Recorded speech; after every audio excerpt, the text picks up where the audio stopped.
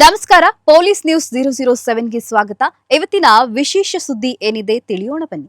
ಪತ್ರಕರ್ತನ ಅಪಹರಣ ಆರೋಪ ಪ್ರಕರಣ ದಾಖಲು.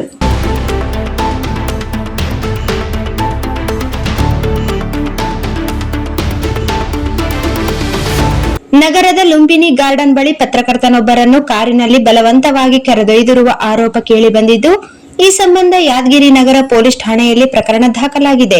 ಶಶಿಧರ್ ಕಾಲೋನಿ ಹೊಸಳ್ಳಿ ಕ್ರಾಸ್ ನಿವಾಸಿ ಹಾಗೂ ಕ್ರಾಂತಿ ಪತ್ರಿಕೆಯ ಪತ್ರಕರ್ತ ಸಾಗರ್ ಪ್ರೇಮ್ ಕುಮಾರ್ ದೇಸಾಯಿ 35 ವರ್ಷ ಅಪಹರಣಕ್ಕೊಳಗಾದವರು ಎಂದು ಎಫ್ಐಆರ್ನಲ್ಲಿ ಉಲ್ಲೇಖಿಸಲಾಗಿದೆ.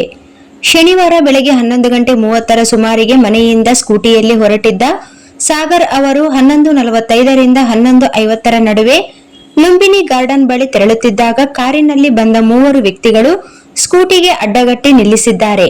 ಬಳಿಕ ಕಾರಿನಿಂದ ಇಳಿದವರು ಸಾಗರ್ ಅವರ ಮೇಲೆ ಹಲ್ಲೆಗೆ ಯತ್ನಿಸಿ ಸ್ಕೂಟಿಯನ್ನು ಬದಿಗೆ ತಳ್ಳಿ ಅವರನ್ನು ಬಲವಂತವಾಗಿ ಕಾರಿನಲ್ಲಿ ಕರೆದೊಯ್ದಿದ್ದಾರೆ ಎಂದು ದೂರಿನಲ್ಲಿ ಆರೋಪಿಸಲಾಗಿದೆ.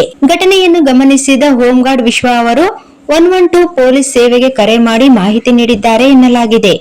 ಮಧ್ಯಾಹ್ನ ಕುಟುಂಬಸ್ಥರಿಗೆ ವಿಷಯ ತಿಳಿದಿದ್ದು, ಸಾಗರ್ ಅವರ ಸಹೋದರ ಭೀಮಾಶಂಕರ್ ಹಾಗೂ ಸಂಬಂಧಿಕರು ಸ್ಥಳಕ್ಕೆ ತೆರಳಿ ಸುತ್ತಮುತ್ತಲಿನ ಪ್ರದೇಶಗಳ ಸಿಸಿಟಿವಿ ದೃಶ್ಯಾವಳಿಗಳನ್ನು ಪರಿಶೀಲಿಸಿದ್ದಾರೆ. ಪೊಲೀಸರು ಕೂಡ ಸ್ಥಳಕ್ಕೆ ತೆರಳಿ ಪರಿಶೀಲನೆ ನಡೆಸಿ ಸಾಗರ್ ಅವರ ಪತ್ತೆಗೆ ಶೋಧ ಕಾರ್ಯ ಕೈಗೊಂಡಿದ್ದಾರೆ.